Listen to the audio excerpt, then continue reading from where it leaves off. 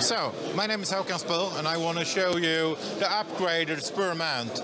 And it's basically the same mount that we have made for many years now, but we have made the rear ring a bit shorter than the old rear ring. And the main reason why the new side scopes that came out, and they have a very long center section, so in order to make it possible to move the scope back and forth, we made the rear ring a little bit shorter. The reason, by the way, why the rings are cut in 45 degrees is to get away with the screws from the side. Otherwise, the screws are covering up the vintage knobs. And with having them 45 degrees, we have the thick section here instead of on the side. So that works very well. Bubble level is always included. We have also upgraded the side clamps very much. There have been a few times in the past where I've been cracking, and those problems are totally gone now, so it works really well.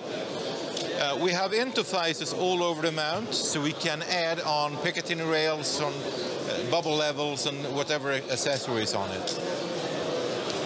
The 10-degree wedge is always included. The 10-degree wedge is to put the leveling of the scope correct, as the bottom of the scope is flat usually.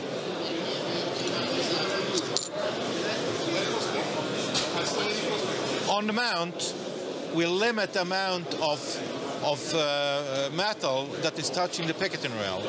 And the limitation of that is because we want the repeatability to be as high as possible. The more metal that is touching metal, the more risk there is some dirt or some debris standing up from the Picatinny rail. But by limiting the amount of metal touching metal, we have a higher repeatability. The shorter rear rings, that is only for 34mm. All other mounts, like the 35, 36, 30mm, 40mm, they have the old style of long rear ring, but the 34 do have the short rear ring.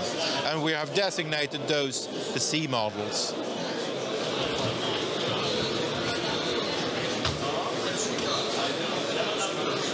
Thank you very much.